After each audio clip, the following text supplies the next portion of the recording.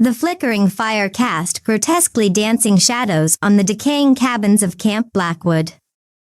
An unsettling melody, like a warped lullaby, echoed through the woods. Could it hold the key to escape this nightmare before the whistling tune became a death knell? Hit subscribe and ring that notification bell to stay tuned for the next terrifying chapter. The rusty gate creaked open like a death knell as our beat-up van lurched to a halt. Camp Blackwood loomed before us, shrouded in an unsettling twilight. Faded signs advertising archery and canoeing mocked our arrival. This wasn't the summer camp brochure promised. Are you sure this is the place, Sarah? Mike, ever the skeptic, scratched his arm nervously. Sarah, the fearless leader of our ill-advised trip, slammed the van door. Relax, it's just a little rustic. We were 5 friends, seeking refuge from the suffocating boredom of our small town. Sarah, with her boundless enthusiasm and questionable taste in deserted campsites, had convinced us Camp Blackwood offered a taste of adventure. Me, Liam, the quiet observer, Mike, the cautious voice of reason, Emily, the perpetual optimist, and finally, Jessica, the drama magnet. Tentatively, we ventured into the overgrown grounds. The once vibrant cabins were weathered and broken, windows gaping like empty eyes.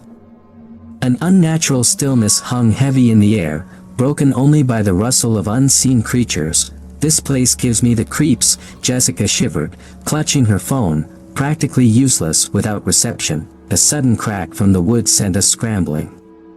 Just a branch snapping, a figment of our growing unease, I told myself. We set up camp by the eerily still lake, a sickly green reflecting the dying sun. Laughter felt forced as we tried to ignore the unsettling atmosphere.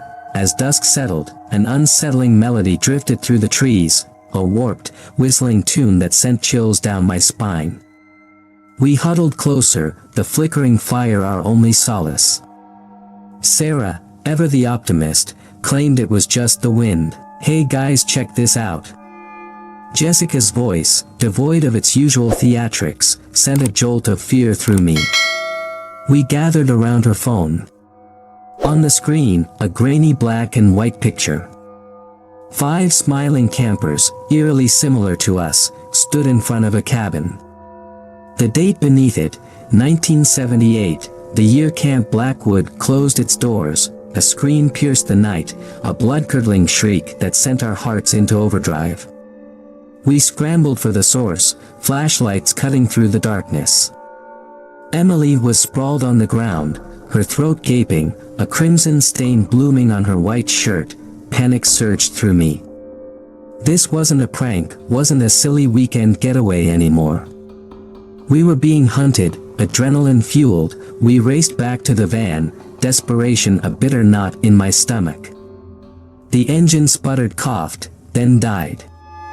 Flat tire. Perfect. Mike, his voice ragged, pointed towards the woods. There. I saw something move. We bolted deeper into the darkness, the whistling tune growing louder, more maniacal. Branches clawed at us, the ground treacherous and uneven. Sarah tripped, a strangled cry escaping her lips. I grabbed her arm, pulling her forward. We stumbled into a clearing, moonlight illuminating a dilapidated cabin. With a collective gasp, we recognized it from the picture. A single, boarded-up window creaked open, revealing a glimpse of darkness within. The whistling stopped. An unnerving silence descended, broken only by our ragged breaths. We huddled together, backs pressed against the rough-hewn wood of the cabin, eyes straining into the darkness. A floorboard creaked within. A cold dread filled me. This was it. We were cornered. Suddenly, a shape emerged from the shadows. Tall and gaunt, clad in ragged clothes, a rusty cleaver dripped with crimson. The face, hidden behind a grotesque mask fashioned from a burlap sack, held a terrifying emptiness. The chase was on. We scattered, panicked shrieks swallowed by the hungry night. Each rustle, each snap of a twig sent shivers down my spine. I found myself alone, the chilling melody my only companion. The killer was toying with us, drawing out the fear. I had to find the others, had to find a way out. Then, I saw it, a glint of metal amidst the undergrowth. Emily's phone dropped during the initial attack. I snatched it up, a flicker of hope igniting within me. Frantically, I scrolled through the pictures, a desperate plan forming. The photo, that was the key. With trembling hands, I compared it to the clearing before me. There, a barely noticeable difference, a small, weathered sign half buried in the undergrowth. It was a camp trail marker, pointing towards the lake, our escape route. I sprinted, the phone clutched in my hand, the whistling growing louder behind me. Reaching the lake, I saw a lone rowboat bobbing gently on the water. Without hesitation, I plunged into the frigid water, the icy bite a welcome distraction from the terror. Reaching the boat, I clambered in, heart hammering against my ribs. Just as I pushed away from the shore, a hulking figure stumbled onto the dock. The moonlight glinted off the raised cleaver. I dug the oars into the water, a silent prayer escaping my lips. Back at the camp, I saw flickering lights through the trees. Relief flooded me, Mike and Sarah. They'd managed to escape too. In a torrent of words, I explained my plan. Together, we dragged the boat onto the bank, Sarah grabbing what remained of our supplies while Mike helped me prop the phone on a rock, facing the camp. Its screen displayed the grainy photo of the campers. We set a fire, larger and brighter than before, hoping to attract attention. Then, with trembling hands, we began tossing logs and branches into the lake, creating a makeshift torch. We need to make it look like. Sarah began, her voice hoarse, like they're finishing what they started. I finished her sentence. We arranged the soaked logs and branches near the photo, creating a pyre mirroring the layout of the campers in the picture. As the flames roared to life, casting grotesque shadows on the surrounding trees, a figure emerged from the woods.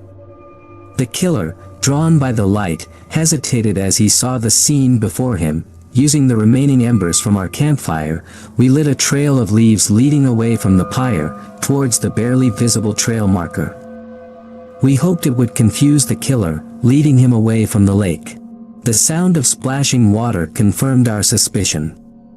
The killer, fooled by the flames and the staged scene, was wading into the lake, the reflection of the fire creating the illusion of another victim. With heavy hearts, we watched as the figure disappeared into the murky depths, the pyre burning itself down. There was no guarantee the killer wouldn't find his way back, but for now, we had a chance. Dawn arrived, painting the sky with streaks of pink and orange. Exhausted but alive, we followed the barely visible trail, the silence echoing our unspoken fears.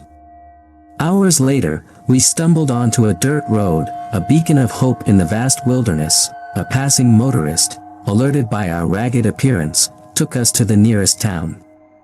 The police swarmed the scene at Camp Blackwood, but the lake yielded no trace of the killer or Emily's body. The fire, they concluded, was the work of vandals. We never went back to Camp Blackwood.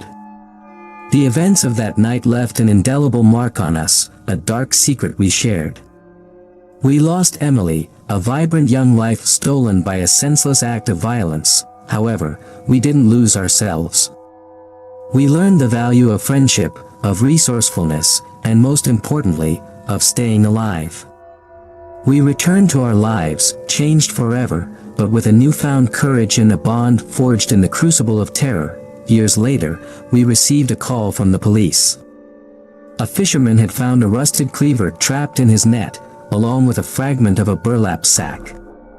DNA tests confirmed it belonged to the Camp Blackwood killer. The case remained officially unsolved, but for us, it was closure. Camp Blackwood wasn't a place of nightmares anymore, but a reminder of our resilience, a testament to the strength we found in each other when faced with the darkness.